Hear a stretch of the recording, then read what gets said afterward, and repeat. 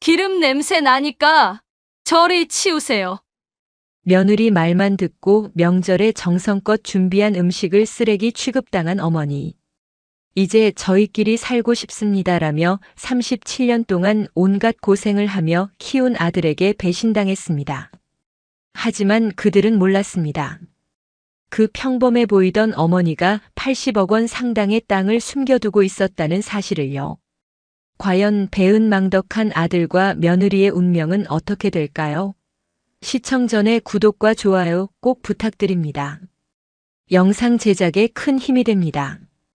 기름 냄새 난다고요. 저리 치우세요. 박혜진이 코를 찌푸리며 조영란이 가져온 음식 보따리를 밀어냈습니다.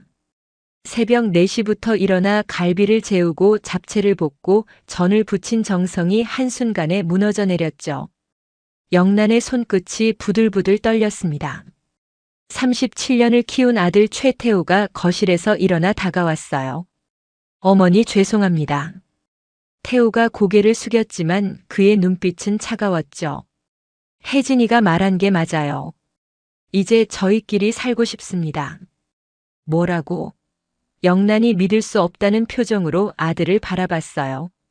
너를 키우려고 시장 좌판에서 20년을 버텨낸 엄마한테 이런 말을 하는 거야? 태우가 시선을 돌렸습니다. 어머니, 그런 얘기는 그만하세요. 저도 이제 건설회사 사장이고 혜진이도 명품 매장에서 일하는 사람이에요.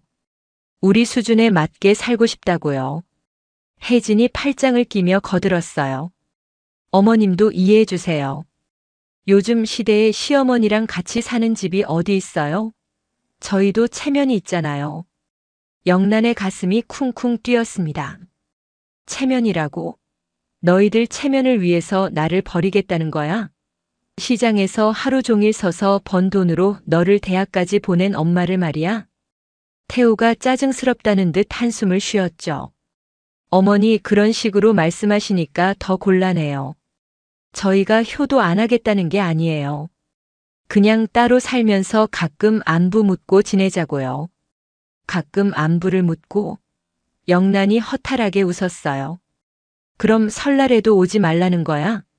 추석에도 오지 말고. 혜진이 고개를 끄덕였습니다. 솔직히 말씀드리면 그게 나을 것 같아요. 어머님이 오시면 집이 온통 기름 냄새가 나고 정리하기도 힘들어요. 영란의 눈에 눈물이 맺혔죠.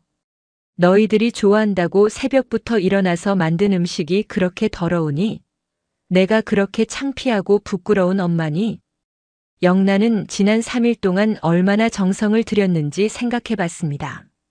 시장에서 가장 좋은 갈비를 골라 사서 하루 종일 핏물을 빼고 양념에 재웠어요. 잡채용 당면도 일일이 손질하고 표고버섯과 시금치를 각각 따로 볶아 색깔이 예쁘게 나오도록 했죠. 동그랑땡을 부칠 때는 기름이 튀어도 참으며 아들이 어릴 때 좋아했던 모양 그대로 만들었습니다. 어머니, 그 얘기 또 하시네요. 태우가 불편한 표정을 지었어요. 저는 이제 어른이에요. 어릴 때 얘기 그만하시고 현실을 받아들이세요. 현실을 받아들이라고? 영란이 목소리를 높였습니다. 내가 받아들여야 할 현실이 뭔데?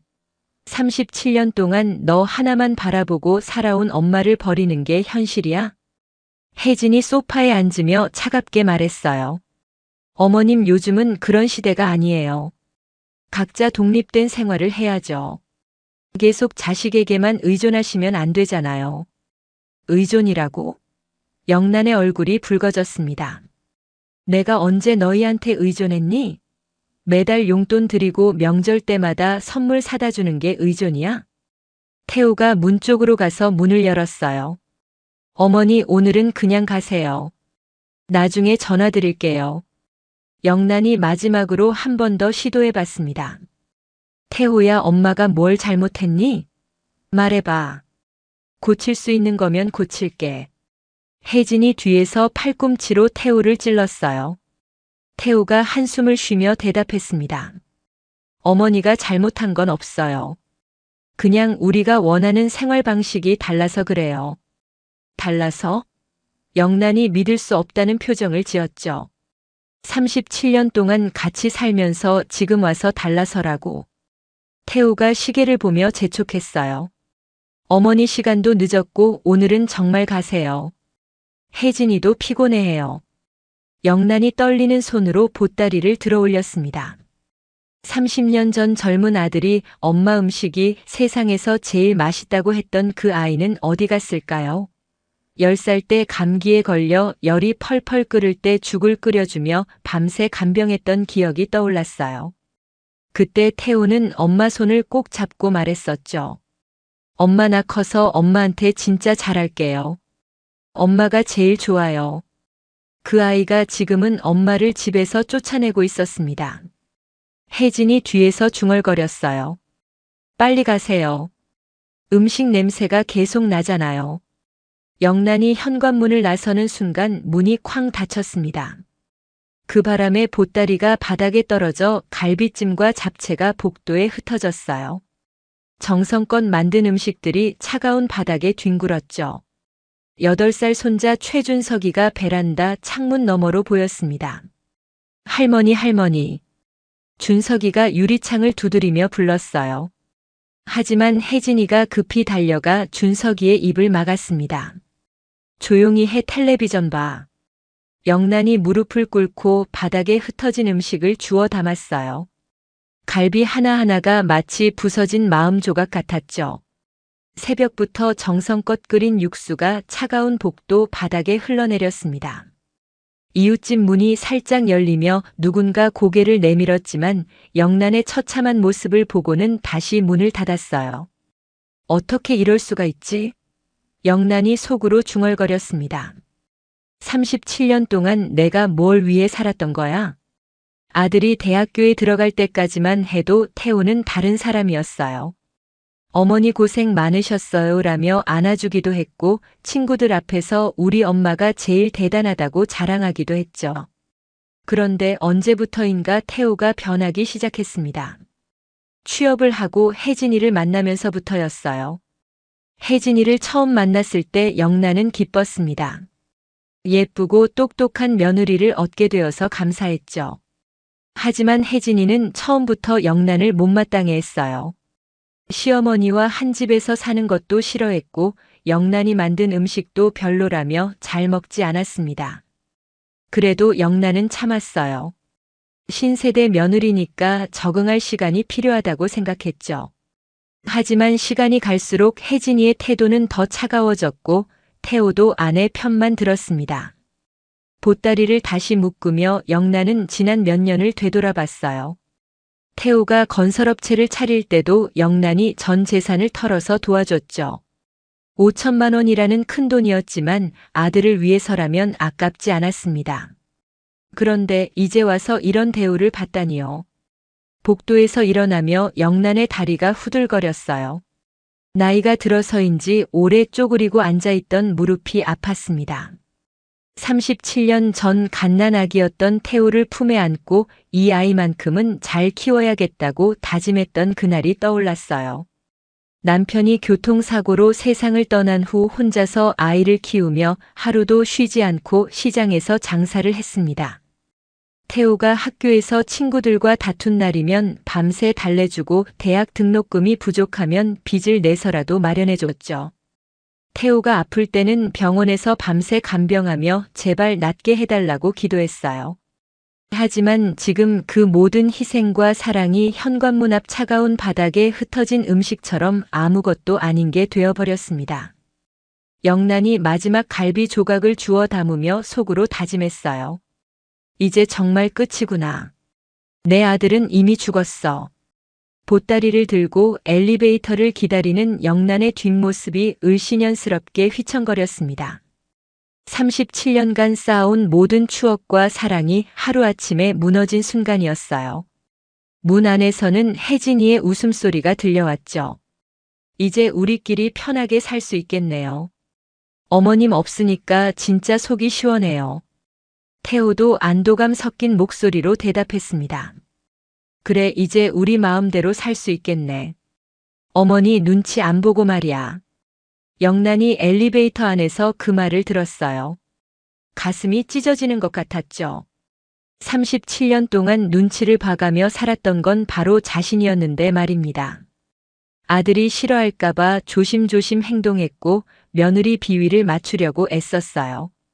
엘리베이터 문이 닫히며 아들의 집이 시야에서 사라지는 걸 지켜봤습니다. 마지막으로 한 번 더 뒤돌아봤지만 아무도 나오지 않았어요. 정말 끝이었습니다. 1층에 내려서 아파트 현관을 나서며 영란은 차가운 바람을 맞았어요. 설날 아침이었지만 거리는 쓸쓸했습니다. 다른 가족들은 모두 집에서 따뜻하게 명절을 보내고 있을 텐데 자신만 혼자 길거리에 서 있었죠. 시장으로 향하는 발걸음이 무거웠습니다. 이런 날에도 갈 곳은 시장뿐이었어요. 37년 동안 자신의 모든 것을 쏟아부은 아들이 이제는 남이 되어버렸습니다. 영란의 눈에서 눈물이 주르륵 흘러내렸어요. 영란이 시장에 도착했을 때는 이미 해가 지고 있었습니다. 평소라면 설날 오후쯤 아들 집에서 나와 준석이와 함께 연날리기를 하거나 윷놀이를 했을 텐데 지금은 혼자 썰렁한 시장 좌판에 앉아 있었어요. 다른 상인들은 모두 가족들과 설을 보내느라 문을 닫았고 시장 전체가 을씨년스러웠죠. 왜 이렇게 됐을까요? 영란이 무릎을 끌어안고 중얼거렸어요. 내가 뭘 잘못했길래 이런 취급을 받아야 하나요? 차가운 바람이 시장 골목 사이로 휘몰아쳤습니다. 영란의 어깨가 덜덜 떨렸지만 집에 가고 싶지 않았어요. 빈집에 혼자 앉아 있으면 더 서러울 것 같았거든요. 그래서 좌판 위에 담요를 깔고 그냥 밤을 보내기로 했습니다. 시장 초입에서 누군가의 발걸음 소리가 들렸어요. 누가 이런 밤에 시장에 올까요? 영란이 고개를 돌리자 중년 남성이 손전등을 켜고 걸어오고 있었습니다. 여기 누구 없어요? 남자의 목소리가 울려 퍼졌어요. 여기 있어요. 영란이 일어서며 대답했습니다. 무슨 일이세요? 남자가 가까이 와서 영란을 확인했어요. 아, 조영란 씨시네요. 저 박철민 변호사예요. 급한 일이 있어서 찾아왔는데 집에 안 계시더라고요. 변호사요? 영란이 놀라며 되물었습니다. 저한테 무슨 급한 일이 있다고요? 박철민이 서류 가방을 열며 설명했어요. 영란 씨 남편분 최성훈 씨 아시죠? 돌아가신 지 7년 됐는데 그분과 관련된 중요한 서류를 발견했어요. 남편이요? 영란의 마음이 뛰기 시작했습니다. 죽은 남편과 관련해서 무슨 일이 있다는 걸까요? 성훈 씨가 생전에 토지를 매입하셨더라고요. 박철민이 등기부등본을 꺼내며 보여줬어요. 여기 보세요. 경기도 화성시 일대 농지 3만 평을 소유하고 계셨어요. 농지요? 영란이 어리둥절했어요.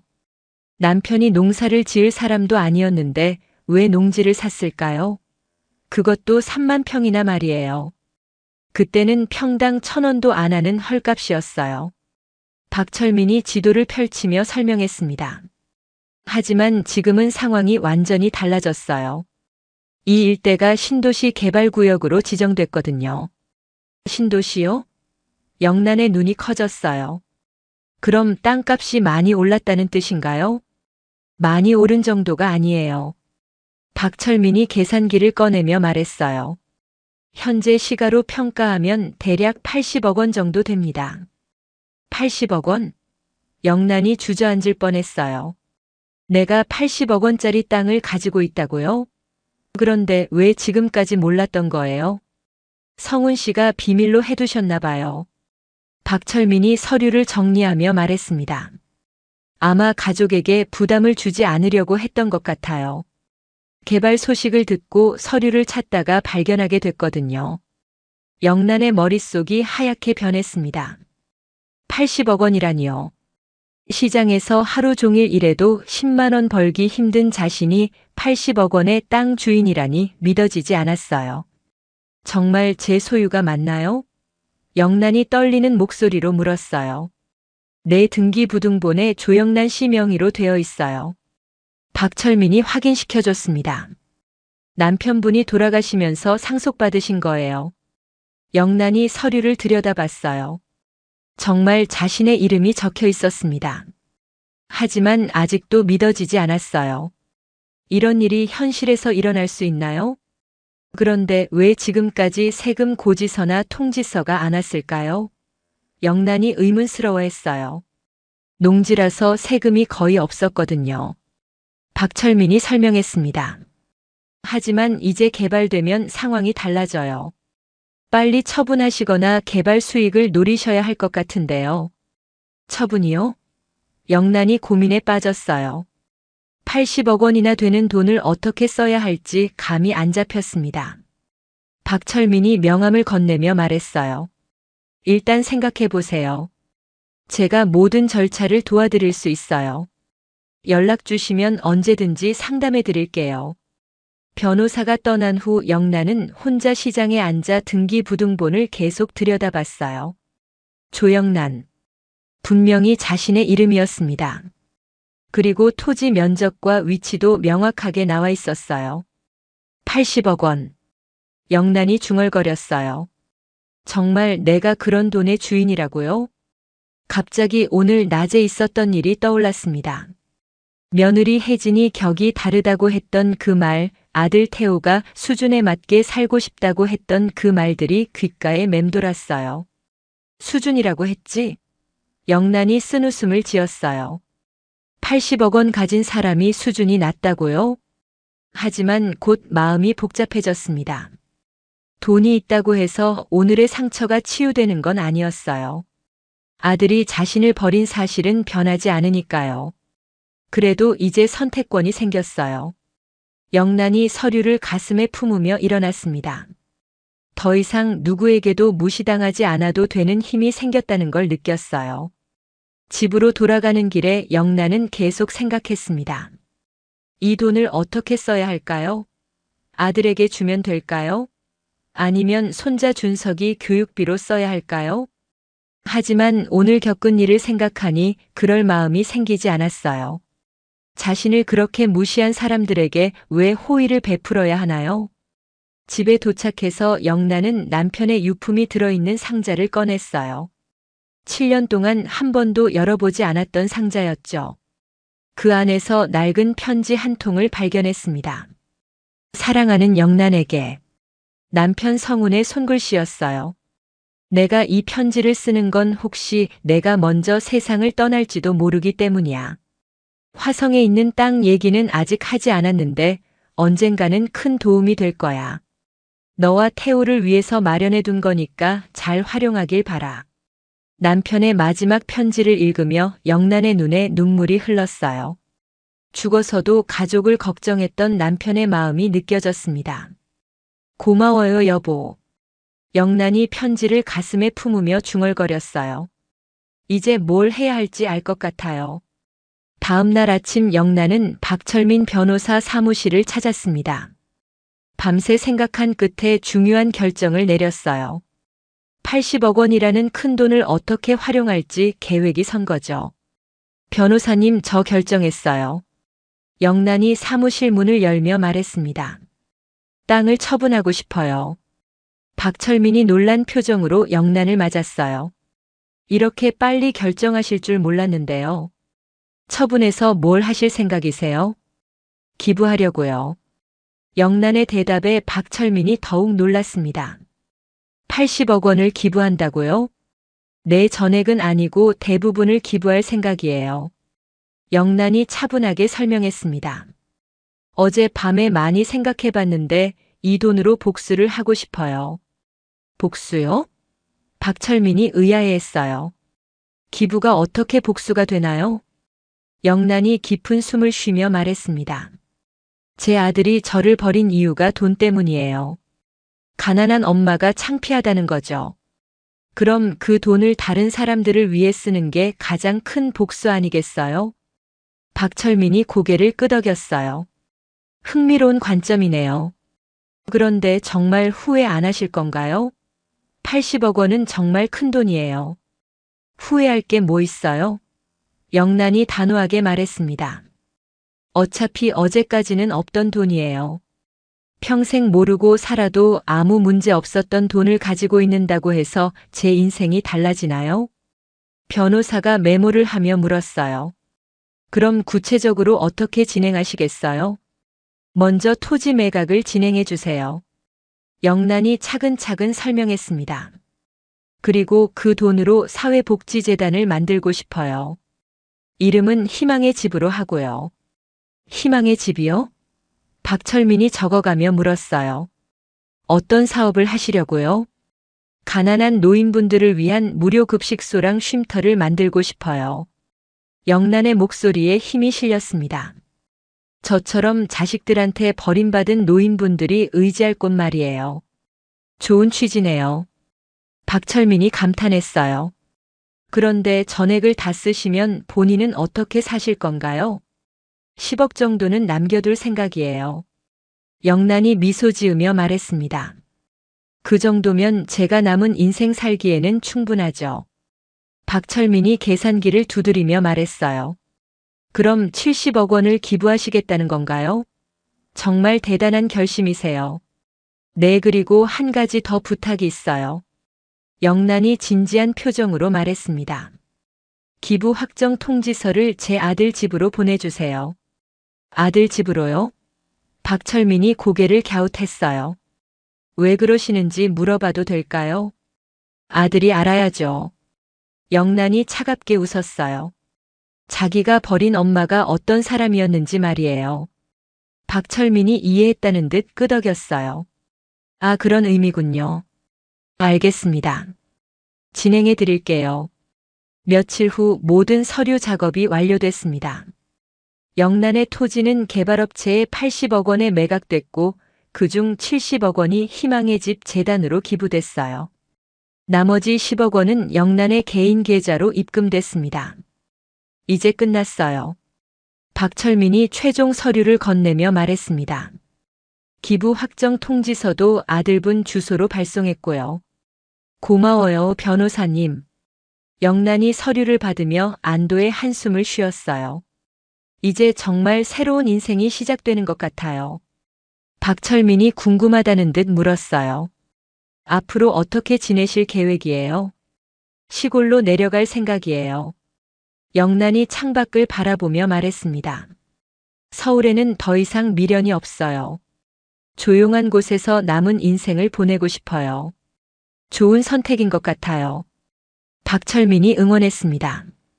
재단 일은 제가 계속 관리해 드릴 테니까 걱정 마세요. 영란이 사무실을 나오며 마지막으로 뒤돌아봤어요. 37년 동안 살아온 서울 생활이 이제 정말 끝나는 것 같았습니다. 집으로 돌아가는 길에 영란은 가벼운 마음이었어요. 그동안 가슴속에 맺혀있던 한이 조금씩 풀리는 것 같았거든요. 물론 아들을 잃은 슬픔은 여전했지만 더 이상 무력하지는 않았어요. 이제 조영란으로만 살겠어요. 영란이 하늘을 올려다보며 중얼거렸습니다. 누구의 엄마도 누구의 시어머니도 아닌 그냥 조영란으로 말이에요. 최태호의 집에서는 평범한 화요일 오후가 흘러가고 있었습니다. 혜진이 명품 매장에서 일을 마치고 집에 돌아왔어요. 현관 우편함에 여러 통의 우편물이 들어있었죠. 뭐가 이렇게 많이 왔지?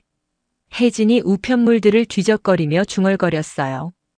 대부분 광고 우편물이었는데 그 중에 희망의 집 사회복지재단이라고 적힌 공식 우편물이 눈에 띄었습니다. 사회복지재단? 혜진이 봉투를 뜯으며 의아해했어요. 우리가 기부한 적도 없는데 왜 이런 게 오지? 봉투를 열자 기부 확정 통지서라는 제목의 공식 문서가 나왔습니다. 혜진이 내용을 읽기 시작했는데 점점 얼굴이 하얘졌어요. 기부자 조영란. 기부 금액 70억 원. 혜진이 숫자를 다시 한번 확인했습니다. 70억 원이라고 분명히 적혀 있었어요. 이게 뭐야? 혜진이 소리를 질렀습니다. 시어머니가 70억 원을 기부했다고. 이게 말이 돼? 태호가 서재에서 뛰어나왔어요. 무슨 일이야? 왜 그렇게 소리를 질러? 이거 봐. 혜진이 통지서를 태호에게 던지며 말했습니다. 당신 엄마가 70억 원을 기부했다고 나와 있어. 태호가 통지서를 들고 읽기 시작했어요. 처음에는 농담인 줄 알았는데 점점 심각해졌습니다. 기부자 조영란, 기부 금액 70억 원. 분명히 자신의 어머니 이름이었어요. 이게 뭔 소리야? 태호가 어리둥절해했어요. 우리 엄마가 어디서 70억 원을 구했다고? 혜진이 히스테리를 부리기 시작했어요. 당신이 알아봐야 할 거 아니야. 시어머니가 70억 원이나 되는 돈을 숨기고 있었다고. 우리를 바보 취급한 거야. 태호의 머릿속이 복잡해졌습니다. 어머니가 시장에서 장사하는 평범한 상인이라고 생각했는데 70억 원이라니요. 도저히 믿을 수 없었어요. 잠깐 진짜야? 태호가 통지서를 다시 한번 자세히 살펴봤어요. 희망의 집 사회복지재단의 공식 도장이 찍혀 있었고 법무법인의 확인도 받은 정식 서류였습니다. 진짜라니까. 혜진이 소리쳤어요. 그러니까 우리가 시어머니를 쫓아낸 게 말이 돼? 70억 원 가진 사람을.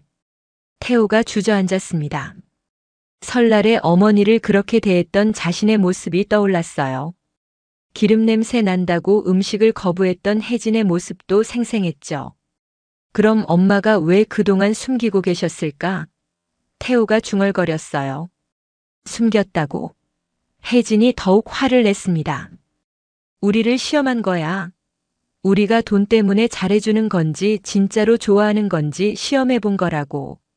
태호의 핸드폰이 울렸어요. 건설회사 직원에게서 온 전화였습니다. 사장님 큰일 났습니다. 은행에서 대출 연장 거부 통보가 왔어요. 뭐? 태호가 놀라며 일어났어요. 왜 갑자기? 자금 사정이 어려워서 더 이상 대출을 연장해 줄 수 없다고 하네요. 직원의 목소리가 다급했습니다. 이번 주 안에 50억 원을 상환하지 못하면 회사가 문 닫을 수도 있어요. 50억 원? 태호가 절망적인 표정을 지었어요. 그런 돈이 어디 있어? 전화를 끊은 태호가 혜진을 바라봤습니다. 회사가 망할 수도 있어. 은행에서 대출 연장을 거부했어. 그럼 더욱 큰일이잖아. 혜진이 패닉 상태가 됐어요. 시어머니한테 빌어야겠어. 70억 원이나 가진 분이 50억 원 못 도와줄 리가 없잖아. 태호가 고개를 저었어요. 엄마한테 어떻게 연락해? 우리가 설날에 그렇게 대했는데. 그러니까.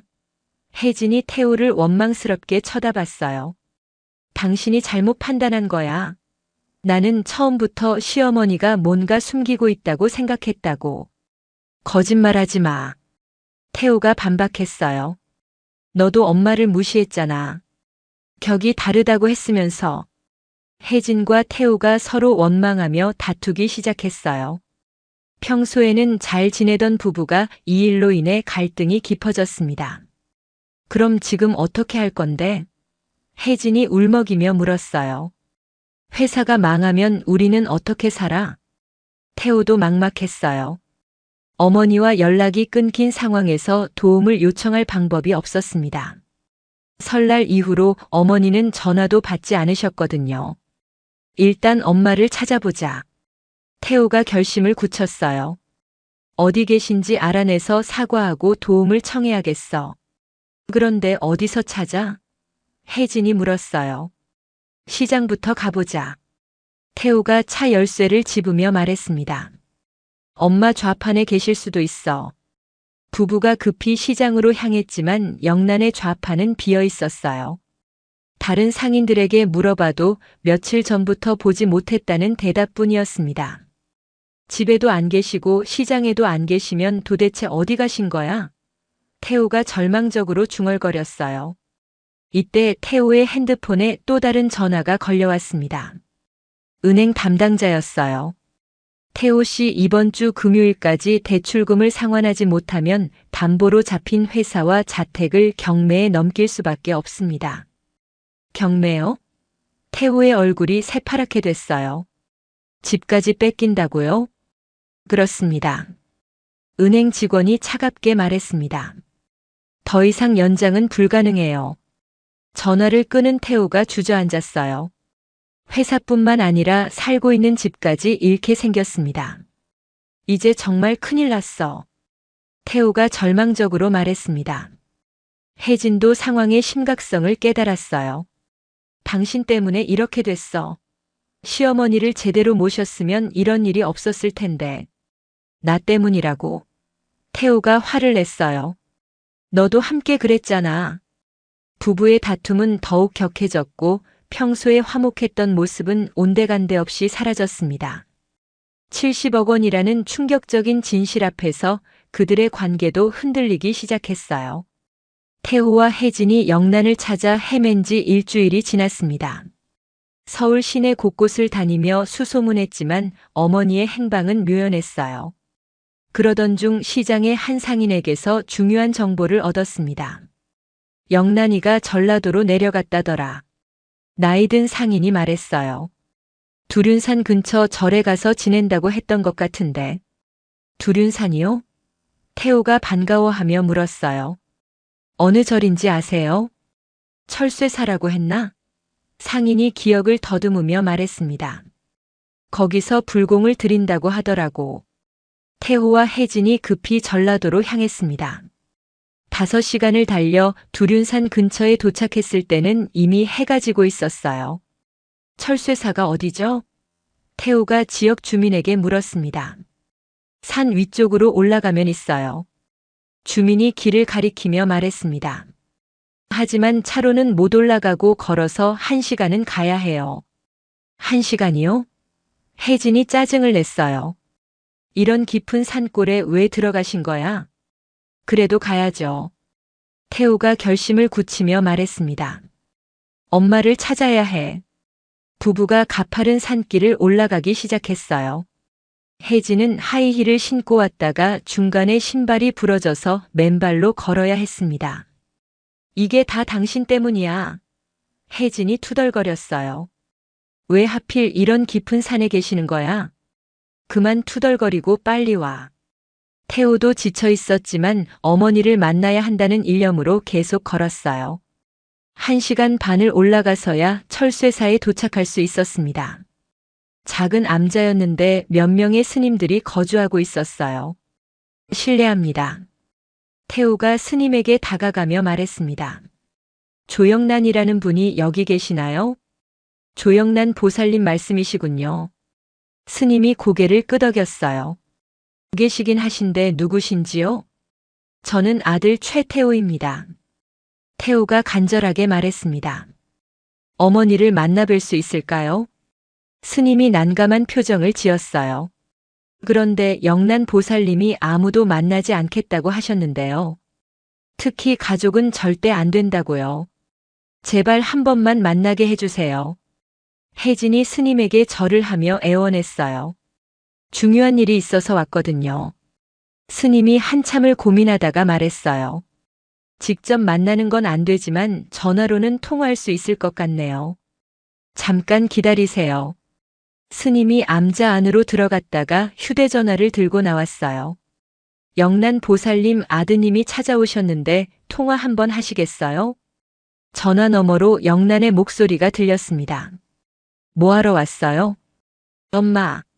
태호가 다급하게 소리쳤어요. 우리가 잘못했어요. 용서해 주세요.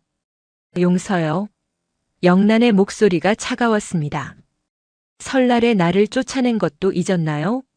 기름 냄새 난다고 내 음식을 쓰레기 취급한 것도요? 그건 태호가 말문이 막혔어요.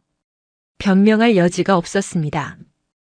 혜진이 전화기를 빼앗으며 말했어요. 어머님, 저희가 어머님이 그런 큰 돈을 가지고 계신 줄 몰랐어요. 아, 그 얘기군요. 영란이 차갑게 웃었어요. 70억 원 기부한 거 알았나 보네요. 네, 그래서 왔어요. 혜진이 급히 말했습니다. 태호 회사가 망할 위기예요. 도와주세요. 도와달라고요? 영란의 목소리에 분노가 섞였어요. 나를 격이 다른 사람이라고 무시하던 며느리가 이제 와서 도와달라고요? 어머님 제발요. 태호가 애원했어요. 저희가 잘못했어요. 잘못했다는 걸 알면 됐어요. 영란이 단호하게 말했습니다. 하지만 이미 늦었어요. 스님이 중간에서 말했어요. 영란 보살님 그래도 가족인데 한 번 더 생각해 보세요. 스님 말씀 고맙지만 이미 결정했어요. 영란의 목소리가 더욱 단단해졌습니다. 내가 며느리 말만 듣고 나를 쫓아낸 그 순간 너는 내 아들이 아니야. 엄마. 태호가 절규하며 소리쳤어요. 정말 그렇게 하실 거예요? 네, 그럴 거예요. 영란이 차갑게 대답했습니다. 앞으로 나한테 접근하지 마세요. 박철민 변호사를 통해서 접근 금지 조치도 받을 거예요. 전화가 끊어졌습니다. 태호와 혜진이 멍하니 서 있었어요. 마지막 희망마저 사라진 것 같았습니다. 정말 끝난 것 같네요. 스님이 동정 어린 시선으로 말했어요. 영란 보살님이 그렇게 화가 나신 건 처음 봐요. 스님 제발 한 번만 더 부탁해 주세요. 혜진이 매달렸어요. 이미 마음을 굳히셨는데 어쩔 수가 없네요. 스님이 고개를 저었습니다. 내려가시는 게 좋겠어요. 태호와 혜진이 절망적인 마음으로 산을 내려왔습니다. 어머니의 마지막 말이 계속 귓가에 맴돌았어요. 이제 정말 어떻게 하지? 혜진이 울먹이며 말했습니다. 모르겠어. 태호도 절망적이었어요. 정말 모든 게 끝인 것 같아. 서울로 돌아가는 차 안에서 두 사람은 말을 하지 않았습니다. 각자 생각에 잠겨 있었죠. 어머니를 잃었을 뿐만 아니라 경제적 파탄까지 눈앞에 닥쳐온 상황이었어요. 서울로 돌아온 태호와 혜진을 기다리고 있는 건 더욱 절망적인 현실이었습니다. 집 앞에는 법원 집행관과 은행 직원들이 와 있었어요. 최태호 씨 맞으시죠? 집행관이 서류를 내밀며 말했습니다. 강제 집행영장입니다. 오늘 밤 12시까지 이 집에서 나가셔야 해요. 강제 집행이요? 태호가 얼떨떨해하며 서류를 받아봤어요. 정말 법원의 공식 문서였습니다. 대출금 상환이 불가능해서 담보로 잡힌 부동산을 경매에 넘기기로 했거든요. 은행 직원이 차갑게 설명했습니다. 건설회사도 오늘부터 문을 닫아야 해요. 회사까지요? 태호의 다리에 힘이 빠졌어요. 한순간에 모든 것을 잃게 된 거였습니다. 혜진이 히스테리를 부리기 시작했어요. 이게 말이 돼요? 하룻밤 사이에 집에서 쫓겨나라고요?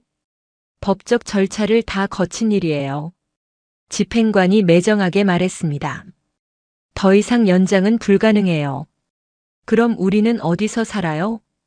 혜진이 울부짖었어요. 그건 저희가 관여할 일이 아닙니다. 은행 직원이 시계를 보며 말했습니다. 12시간 후에 다시 와서 확인하겠어요. 공무원들이 떠난 후 태호와 혜진은 망연자실했어요. 갑자기 집에서 쫓겨나야 한다니 현실감이 없었습니다. 이제 정말 어떻게 해? 혜진이 털썩 주저앉으며 울기 시작했어요. 태호도 답이 없었어요. 건설회사도 망하고 집도 잃게 됐는데 갑자기 어디서 살 돈을 구하겠어요? 당신 엄마한테 다시 연락해봐. 혜진이 태호를 재촉했어요. 정말 우리가 길바닥에 나앉게 생겼어. 엄마가 받을 리 없어. 태호가 포기한 듯 말했습니다. 접근 금지 조치까지 하겠다고 하셨잖아. 그럼 우리는 어떻게 살라고? 혜진의 목소리가 날카로워졌어요. 당신이 엄마를 잘못 대한 탓이야. 또 내 탓이야? 태호가 화를 냈어요. 너도 똑같이 했으면서. 부부가 다시 한번 격하게 다투기 시작했어요. 위기 상황에서 서로를 원망하며 관계가 더욱 악화됐습니다. 이때 8살 아들 준석이가 학교에서 돌아왔어요. 아빠, 엄마 왜 싸워요? 준석아. 태호가 아들을 안으며 말했습니다. 아빠가 실수를 해서 우리가 이사를 가야 할 것 같아. 이사요? 준석이가 천진하게 물었어요. 어디로 가요? 태호가 대답할 수 없었어요. 정말 어디로 가야 할지 막막했거든요. 혜진이 친정에 전화를 걸어봤지만 결과는 참담했어요. 뭐? 집에서 쫓겨난다고? 혜진의 어머니 목소리가 차가웠습니다. 그럼 너희들이 제대로 못한 거 아니야? 엄마 도와주세요. 혜진이 애원했어요. 잠깐이라도 우리 집에서 지낼 수 있을까요? 안 돼. 혜진의 어머니가 단호하게 거절했습니다. 우리도 체면이 있어. 그런 신세진 사람들을 어떻게 받아줘? 엄마. 혜진이 절규했지만 전화는 이미 끊어진 상태였어요. 친정에서도 거절당한 거야? 태우가 허탈하게 물었어요. 네, 그래요. 혜진이 울며 대답했습니다. 이제 정말 갈 곳이 없어요. 밤 12시가 되자 집행관들이 다시 왔어요. 나가셨나요? 아직 짐을 다 못 쌌어요. 태우가 애원했습니다. 하루만 더 주세요. 안 됩니다. 집행관이 냉정하게 말했습니다. 지금 당장 나가셔야 해요. 결국 태우 가족은 몇 개의 가방만 들고 집에서 쫓겨났어요. 아파트 앞 길거리에 서서 어디로 가야 할지 막막했습니다. 아빠, 우리 어디서 자요? 준석이가 불안해하며 물었어요. 태우가 대답할 수 없었어요. 찜질방에 갈 돈도 없었거든요. 결국 가족은 아파트 단지 내 벤치에서 밤을 보내기로 했어요. 2월의 차가운 밤 공기가 온몸을 파고들었습니다. 춥다. 준석이가 아빠 품에 파고들며 중얼거렸어요. 태우가 자신의 외투를 벗어 아들에게 덮어줬어요. 하지만 그것만으로는 추위를 막을 수 없었습니다. 이렇게 살 수는 없어. 혜진이 떨리는 목소리로 말했습니다. 정말 어떻게 해야 해? 모르겠어. 태우도 절망적이었어요. 한 달 전만 해도 건설회사 사장이었는데 지금은 노숙자가 됐다니 믿어지지 않았어요. 며칠 동안 이런 생활이 계속됐습니다. 낮에는 일자리를 찾아 헤맸지만 건설회사가 망했다는 소문이 퍼져서 아무도 태우를 고용하려 하지 않았어요. 혜진도 명품 매장에서 해고됐습니다. 남편 회사가 망한 직원을 계속 고용할 수는 없다는 게 이유였어요. 일주일 후 태우 가족은 완전히 바닥까지 추락했어요. 씻지도 못하고 제대로 먹지도 못해서 모습이 말이 아니었습니다. 할머니 보고 싶어. 준석이가 울먹이며 말했어요. 할머니는 왜 안 와? 할머니가 어디 계신지 모르잖아. 태우가 아들을 달래며 말했습니다. 하지만 마음속으로는 어머니가 그리웠어요. 이런 상황에서 어머니라도 있었다면 얼마나 든든했을까요? 그런데 자신이 그 어머니를 내쫓았다는 사실이 더욱 괴로웠습니다. 아파트 앞 벤치에서 보름째 노숙 생활을 하던 어느 날 아침, 태우는 익숙한 발걸음 소리를 들었습니다. 고개를 들어보니 깔끔한 옷차림의 영란이 걸어오고 있었어요. 엄마. 태우가 믿을 수 없다는 표정으로 일어났습니다. 정말 어머니세요? 영란이 태우와 혜진을 찬찬히 살펴봤어요. 한 달 전 잘 나가던 부부의 모습은 온데간데 없이 사라져 있었습니다. 남루한 옷차림에 며칠 씻지 못한 냄새가 진동했어요. 이 꼴이 됐구나. 영란이 차가운 목소리로 말했습니다. 70억 원 가진 어머니를 쫓아낸 결과가 이거야? 어머님. 혜진이 영란 앞에 무릎을 꿇으며 애원했어요. 저희가 잘못했어요. 용서해 주세요. 용서요? 영란이 비웃으며 말했습니다. 설날에 내 음식을 쓰레기 취급하면서 격이 다르다고 했던 그 입으로. 어머님 제발요. 태우도 어머니 앞에 무릎을 꿇었어요. 제가 바보였어요. 다시 기회를 주세요. 영란이 두 사람을 내려다보며 말했습니다. 기회라고? 너희들한테 무슨 기회를 줘야 하는데? 이때 8살 준석이가 잠에서 깨어났어요. 할머니. 아이가 환하게 웃으며 영란에게 달려갔습니다. 준석아. 영란이 손자를 꽉 안으며 눈물을 흘렸어요. 우리 준석이 많이 춥고 배고팠지? 네, 할머니. 준석이가 할머니 품에 파고들며 말했습니다. 할머니 보고 싶었어요. 영란이 준석이를 안고 일어서며 태우와 혜진을 차갑게 바라봤어요. 너희들은 나한테 더 이상 바랄 게 없어. 하지만 준석이는 내 손자니까 데려갈 거야. 뭐라고요? 태호가 놀라며 일어났어요. 준석이를 데려간다고요? 네, 그래요. 영란이 단호하게 말했습니다. 이 아이가 너희들 때문에 고생할 이유는 없으니까. 안 돼요. 혜진이 소리쳤어요. 준석이는 우리 아들이에요. 너희들이 제대로 키울 수 있어? 영란이 혜진을 쏘아보며 말했습니다. 벤치에서 자면서 어머님 한 번만 더 기회를 주세요. 태호가 절규하며 애원했어요. 저희가 정말 잘못했어요. 기회는 이미 줬어. 영란이 차갑게 대답했습니다. 설날에 말이야. 그때 너희들이 선택한 거잖아. 영란이 준석이의 손을 잡고 가려고 하자 태호가 붙잡았어요. 엄마 제발요. 아들을 빼앗지 마세요. 빼앗는다고? 영란이 태호의 손을 뿌리치며 말했습니다. 너희들이 먼저 나를 버렸잖아. 이제 나도 너희들을 버리는 거야. 준석이가 상황을 이해하지 못하고 물었어요.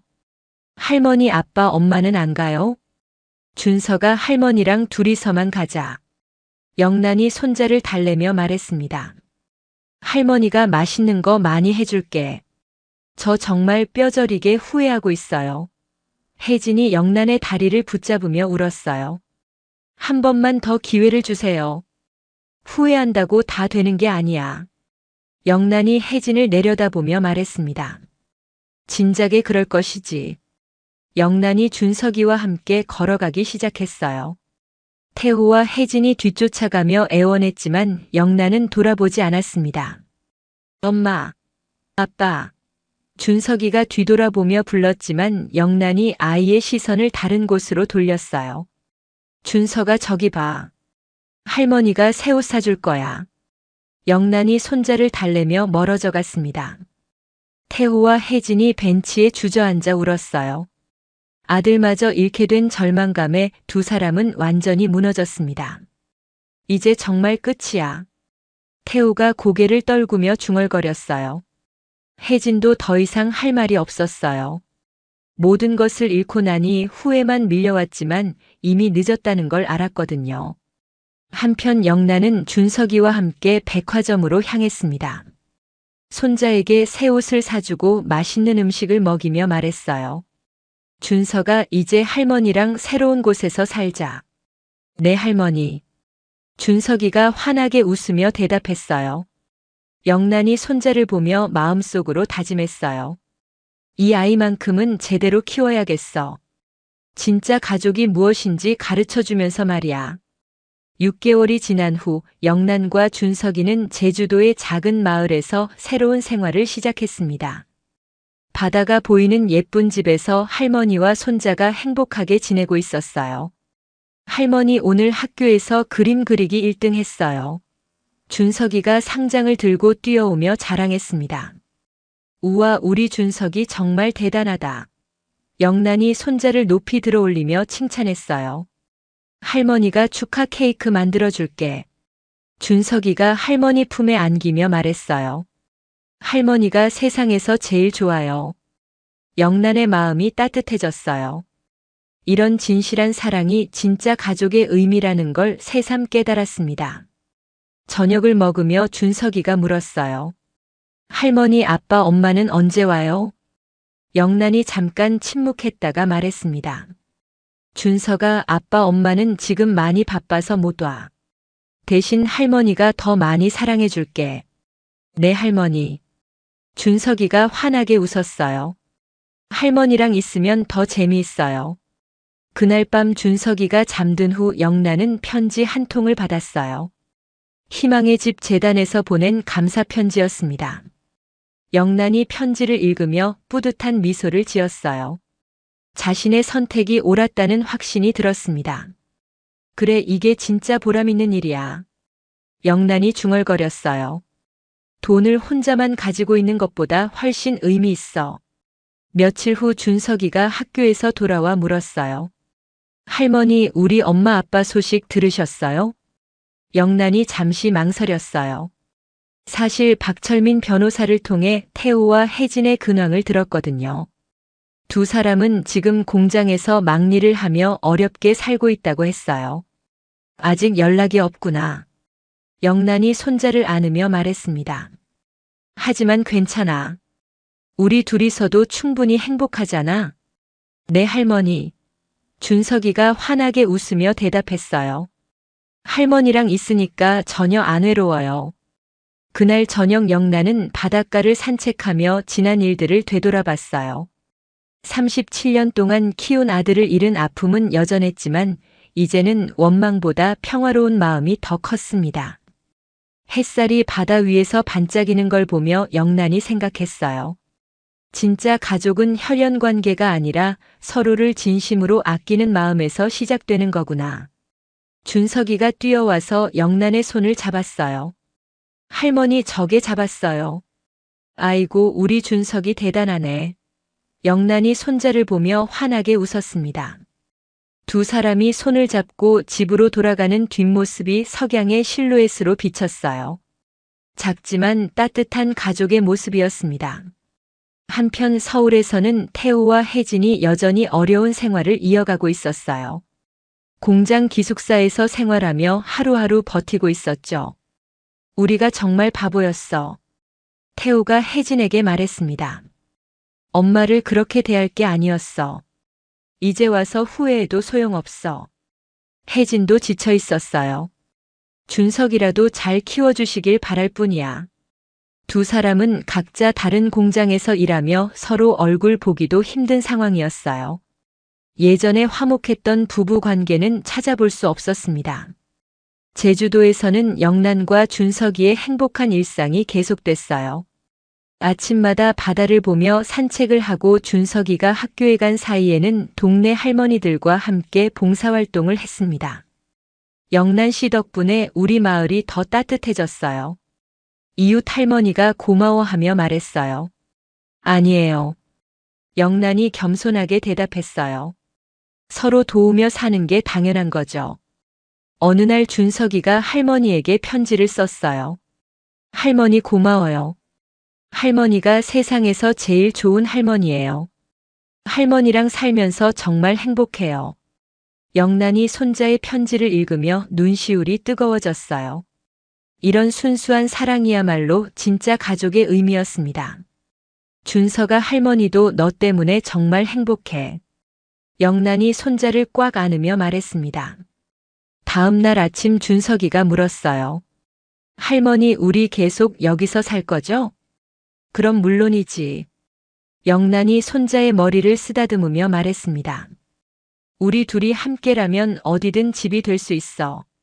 이제 우리 둘이 진짜 가족이야. 영란이 준석이와 함께 바다를 바라보며 말했습니다. 네, 할머니. 준석이가 환하게 웃으며 할머니 손을 꽉 잡았어요.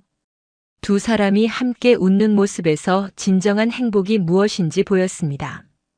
가족보다 진심 어린 마음이 더 소중하다는 것을 깨달은 영란의 새로운 인생이 시작된 거였어요. 오늘 이야기가 좋으셨다면 구독과 좋아요, 알람 설정 잊지 마시고 소중한 댓글 하나가 큰 힘이 됩니다. 시청해 주셔서 진심으로 감사드립니다.